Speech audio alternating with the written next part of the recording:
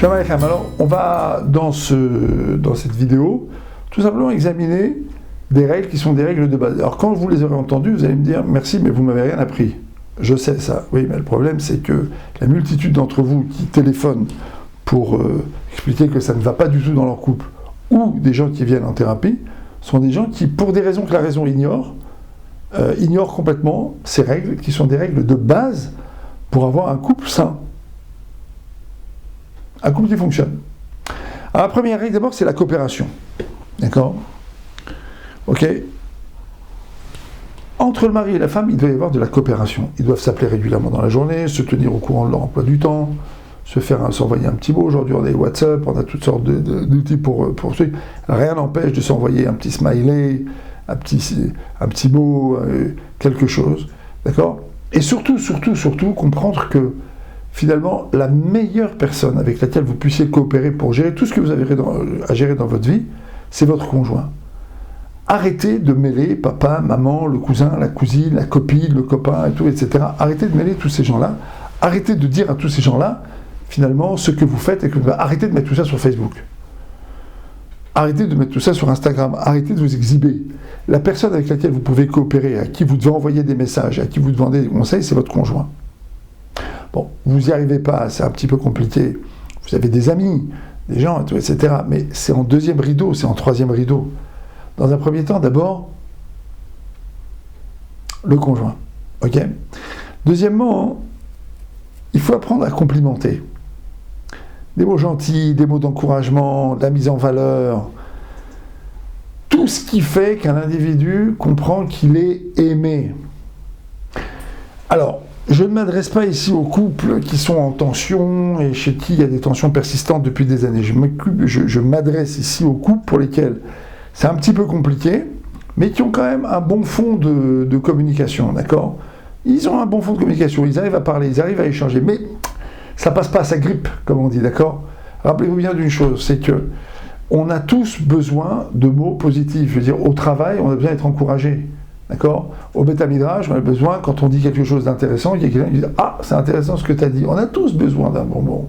Les enfants ont besoin d'un bon mot. Alors pourquoi les maris et les femmes sont avares de bons mots l'un envers l'autre ? Les gens me disent souvent « Mais c'est artificiel ». Ah, mais c'est pas moi. Je vais commencer à lui dire « Ah, t'es sympa ». Il mime comme ça. Les Moraï Verabotaï, mes chers amis, un mot positif, c'est comme l'essence dans une voiture. Bah d'ailleurs, mais arrêtez de mettre de l'essence dans votre voiture. Arrêtez de mettre de l'essence dans votre voiture. Vous attendez la suite ? Je vais vous la donner. La voiture ne va pas démarrer. Qu'est-ce qui se passe après ? Les gens ils viennent, on est en panne. Bah oui, vous êtes en panne, bien sûr que vous êtes en panne. Parce que vous ne vous nourrissez pas de compliments, de mots agréables. Vous attendez toujours d'avoir terminé l'assiette pour dire merci, messieurs. C'est avant qu'il faut dire merci, c'est dès que vous rentrez dans la maison. Merci pour tout ce que tu fais pour moi, d'accord ? Ok, la même chose pour les madames. Merci de l'aide que tu m'apportes. Merci, c'est un mot extraordinaire. Merci, t'es extraordinaire. C'est tellement simple. Mais c'est tellement compliqué pour beaucoup de gens. Pourquoi ? Alors je vais vous dire pourquoi. Parce qu'il y a beaucoup de gens qui, comme je l'ai expliqué dans un autre cours, je reviens souvent sur cette idée, ils sont bloqués dans l'expression de leurs émotions. Eux-mêmes, ils ne sont pas connectés à leurs propres émotions. Donc ils ne peuvent pas ressentir le besoin émotionnel de l'autre. Vous voyez comment ça va ? Ouais, ça va, bon, j'aime et tout. Non mais comment ça va ? Ça va bien, hein ? T'es habillé aujourd'hui, t'as mangé, tu travailles, tu fais des choses. T'as dit Modéani ce matin, t'as été reconnaissant vis-à-vis d'Hachem. T'as au moins une centaine de sujets sur lesquels tu peux dire merci. Ouais, bah souris, t'es pris en photo. Voilà, ça va déjà mieux, vous voyez. Donc n'hésitez pas. Ok ? C'est fondamental parce que c'est ce qui assied le couple dans une communication saine. Ok, troisième conseil qu'on peut donner également, d'accord, c'est régulièrement des gestes. D'accord ? À la maison, messieurs, n'attendez pas. Un petit café, un petit thé, quelque chose. D'accord ? Soyez ouverts aux besoins de l'autre. D'accord ? N'hésitez pas. La même chose pour vous, mesdames. Les dames font souvent les choses par devoir. Et il faut préparer à manger. Ah, il faut faire les courses. Ah, il faut que je lui fasse ce qui lui fait plaisir. Mais il y a des choses qui font plaisir et qui ne sont pas dans le il faut, ils ne sont pas dans le devoir. C'est tout simplement parce qu'on a envie de faire plaisir à l'autre. Et bien, vous voyez, un bon petit plaisir comme ça, c'est sympa. Il faut le dire. Moi, je dis aussi autre chose, c'est que quand vous faites plaisir à quelqu'un, il faut le lui dire. Anoten matana tova la chavero, tzarich le hodi'o. Moi, on nous dit que quelqu'un qui fait un bon cadeau à son ami, il doit lui faire savoir. D'où on apprend ça de Hachem, qui a fait le cadeau du Shabbat au Bnei Israël, et quand il a fait ce cadeau, il leur a dit, je vous ai fait un bon cadeau, je vais vous donner le Shabbat, qui est un cadeau extraordinaire, parce qu'il y a une possibilité de vivre une expérience émotionnelle, mentale, psychique, spirituelle extraordinaire, pour qu'il veut bien s'en donner les moyens. D'accord ? Alors, quand on fait un bon petit geste, il faut le dire aussi. Il faut expliquer ce qu'on fait, d'accord ? Alors, il ne faut pas l'expliquer pour dire, t'as vu, j'ai fait ça pour toi, parce que tu vas dire, bah, moi aussi, j'ai fait plein de choses pour toi. Non, ça m'a fait plaisir de le faire. J'étais content de le faire, d'accord ? Ok, il y a aussi autre chose qui va avec tous ces gestes-là, mais qui fait partie du prix, si je puis dire, c'est de garder des instants pour soi. Alors, moi, je dis souvent aux gens, est-ce que vous installez sur le canapé, une fois que tout le monde dort, pour passer quelques minutes ensemble ? Si vous avez un balcon qui fait beau, vous installez un petit peu sur le balcon. Est-ce que vous allez faire un peu de marche ensemble ? Combien de fois vous allez au restaurant par semaine, ou par mois, ou par an ? Combien de moments vous vous donnez à vous deux dans lesquels vous oubliez tout ? C'est fondamental, d'accord ? Il y a aussi un autre point. Les Américains ont fait une étude. Ils se sont rendus compte que les moments où les gens se disputent le plus, c'est en vacances.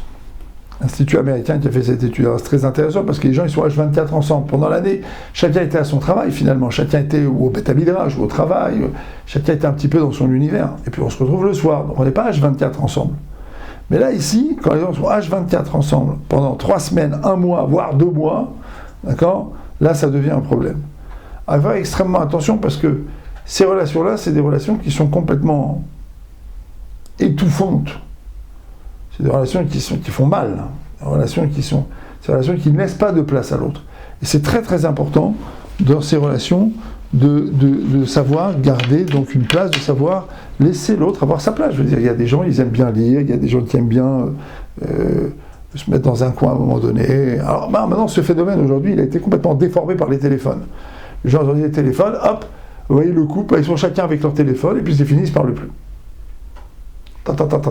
C'est terminé, on a complètement oublié l'autre. Et ça, effectivement, c'est une catastrophe. Autre point qui est fondamental, d'accord, c'est effectivement de bien répartir les tâches dans la maison. C'est vrai qu'en général, les dames dans la maison sont très très très actives, et elles sentent qu'elles ont une obligation de le faire, alors que les hommes sont plutôt dans le volontariat civil, si je puis dire, d'accord ? Je crois qu'ici, ce qui est important, c'est de bien répartir les tâches. Je crois qu'il y a un certain nombre de choses que les hommes doivent faire, et puis la femme est en général beaucoup plus engagée que le mari dans la maison, mais il y a des choses qui sont pour le monsieur. D'accord ? Il y a des choses qui sont pour le monsieur. Faites très attention également à mettre des limites à votre travail. Il y a des heures pour travailler, d'accord ? On n'est pas obligé de travailler la nuit, on n'est pas obligé de travailler jusqu'à 10h du soir tout le temps. Il y a des périodes où ça peut arriver, d'autres non. D'accord ? Et ce qui va avec aussi, c'est effectivement la fin de la journée. La fin de la journée, on va dormir. Si vous allez dormir avec des engueulades et des disputes, c'est un problème. Gardez les sujets qui fâchent pour des moments où vous pouvez vous retrouver dans la journée, ou alors à des moments où vous savez que vous pourrez aborder les sujets plus ou moins calmement. Aller dormir dans la guerre, c'est propice à se réveiller dans l'affrontement. Et donc, en règle générale, ça crée des atmosphères qui deviennent très vite irrespirables. Voilà. Et puis également, la relation du couple, que ce soit au niveau physique, émotionnel, etc. C'est pas pour rien que le Shulchan Aruch a prévu des moments où l'homme et la femme doivent avoir une intimité. Il y a une obligation. Si une femme n'est pas honorée par son mari selon les règles du Shulchan Aruch, elle peut aller au Beit Din demander le divorce. Et si le mari voit que la femme refuse l'intimité, il peut aussi y aller au Beit Din. Pourquoi le Shulchan Aruch a dû légiférer sur cette question ? Peut-être parce que les gens ont tendance à s'oublier ou ont tendance à se retrouver de manière très suivi à certaines périodes, puis à s'ignorer pendant d'autres périodes, et finalement ça fait naître des frustrations.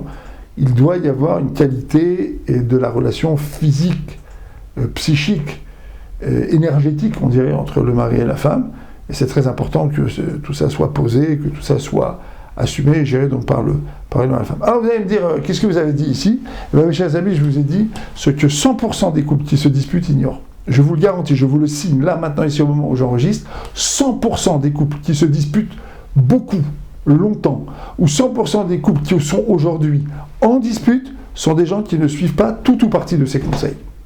Et pourtant, même quand on est même quand on est en tension, on peut quand même, à un moment donné, se dire, écoute, on va faire la paix ce soir, viens, on va essayer d'aller au restaurant, viens, on va essayer de se parler, j'ai quand même des choses agréables à te dire, j'ai quand même des mots agréables à te dire, j'ai quand même des choses à te raconter qui sont agréables. Et ça, c'est fondamental, parce que c'est ce qui fait que la relation entre le mari et la femme est une relation qui peut être fluide, même dans les moments inévitables dans lesquels il y a des conflits. Réfléchissez-y et on se reparle. Vous pouvez toujours m'envoyer des mails. C'est inscrit là-bas dans le site. Vous pouvez converser avec moi par mail. À très bientôt.